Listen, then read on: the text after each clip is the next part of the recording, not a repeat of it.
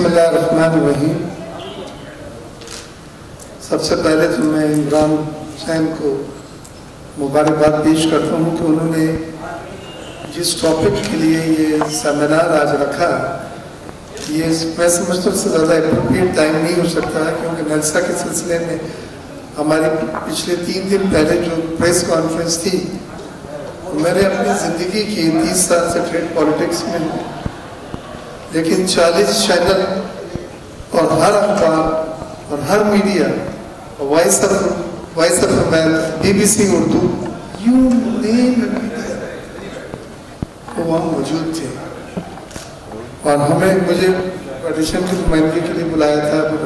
आबाद के लोग थे, तमाम सियासी जमातों के लोग आए थे। ये अच्छी बात है। अब उस दिन जो बातें हुई, ये सब बातें हम अयादा कर रहे हैं, यहाँ पर दोहरा रहे हैं, लेकिन उसमें सब चीजें ऐसी थी कुछ चंद सकी थी, लेकिन बाद में जो उन्होंने रेजोल्यूशन बनाया, क्योंकि मैंने प्रपोज उनको ये किया था कि आज 100 बातें हो, 100 में काम की 30 बातें, और उसका एक रेजोल्यूशन बने पूरे पाकिस्तान के बिजनेस कम्युनिटीज में। फेडरेशन भी साइन करेगी, कराची चैम्बर भी साइन करेगी, आबाद भी साइन करे, तो हम सियासी, और वो एक डॉक्यूमेंट होगा, वहां से हम शुरू करेंगे।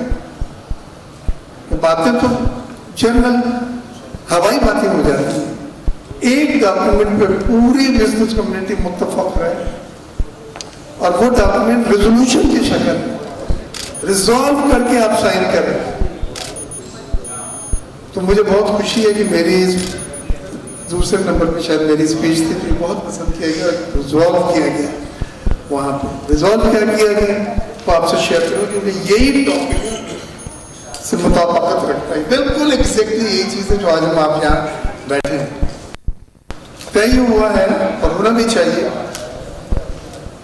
कि एक डिपार्टमेंट को फोकल पर्सन बनाया जाए, वो जो इन 17 NOCs और लाइसेंसेस और अप्रूवल्स को एग्जामिन करके ग्रीन चिट के, और उस ग्रीन चिट के बाद फिर कोर्ट भी मजाज नहीं रख सकेगी कि वो उसको खोले और कहें कि इसमें 300 गज जो है नाजायज है, लिहाजा इसको हमने तोड़ा। वो एक डिपार्टमेंट ऐसा हो, क्योंकि कराची तो पहले बड़ा बदनसीब रहा है, हमें किसी ने ओनरशिप नहीं दी शहर को, सब आए यहाँ पे वोट दी लिया, 16 MNA, 26 MPs गोद में डाल दिए शहर में तब्दीली के नाम, कुछ नहीं।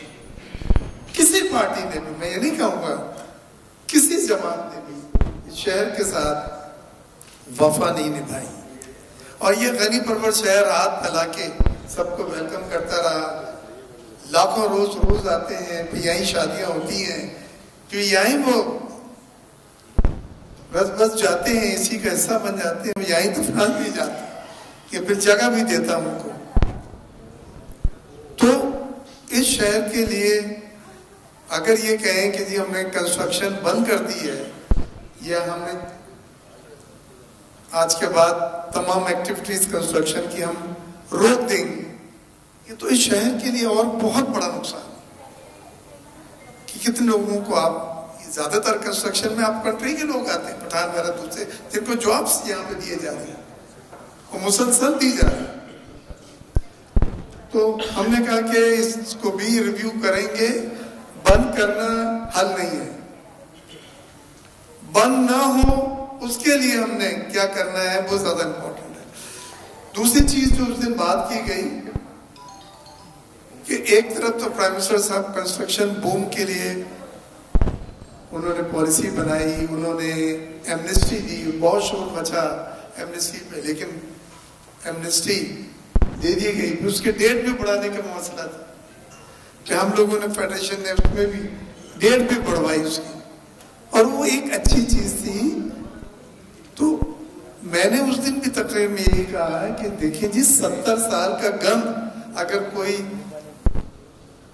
बंदा ये निकले कि रातों रात मैंने इसको सही कर देना है, तो नहीं हो सकेगा। हमारी बिल्डर्स की भी कोताहियां रही हैं, कुछ जगह पे रेगुलेटर ने आंखें बंद की हैं, कुछ जगह लेन देन के सिलसिले में बहुत सारी चीजें नजरअंदाज की गई हैं।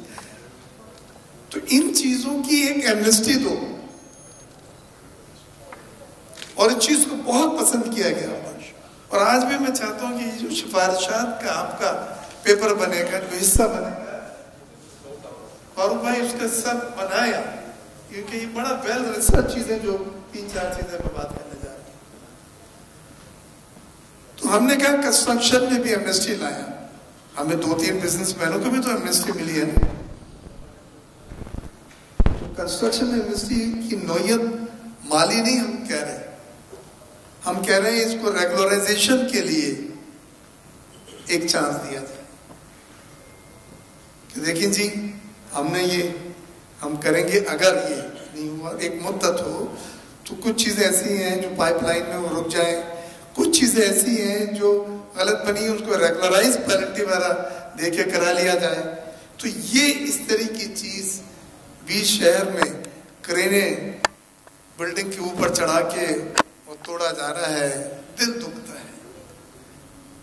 हम इसमें नहीं जा रहे किसकी गलती है किसकी गलती नहीं है, लेकिन मैं ये समझता हूँ कि कराची वालों को ये चीज उठानी है कि जी सही है, हम देख लेते हैं अपना आंगन में भी क्या कमी कोताही है, एक एमनेस्टी दे दें कि भाई ये 6 महीने में आप चीजों को रेगुलराइज करा दें, इसकी पेनल्टी है, पेनल्टी भर दें, जो चीज आप गलत करने जा रहे हैं वो रुक जाए, उसके रिवाइज प्लान बनवा लें, ताकि उसके बाद गर्दन पकड़ के रातों रात 400 आदमी लगा दो 200 के बजाय।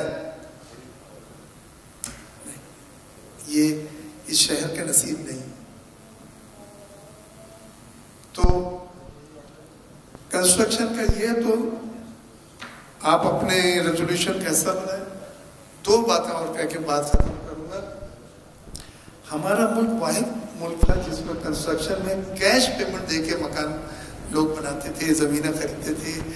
पूरी दुनिया में घड़ी भी लेने जाते हैं, अगर महंगी घड़ी है तो उसकी भी फाइनेंसिंग होती घड़ी की। तो वो तो बड़े हैरान होते थे कि आप पूरा 5 करोड़ 10 करोड़ 15 करोड़ ये कैश पे करते हैं, चेक पे ऑर्डर। तो इसलिए कि हमारे मॉर्गेज फाइनेंसिंग नहीं थी, हमारे मॉर्गेज फाइनेंसिंग का इंस्ट्रूमेंट नहीं था, प्रोडक्ट जिसको कहते हैं, स्टेट बैंक और बैंकों की तरफ से जो था वो 20% मार्कअप लेता था, और वो छोटे लोगों को देने में इंटरेस्टेड नहीं था। तो अब खुशी इस बात ये 330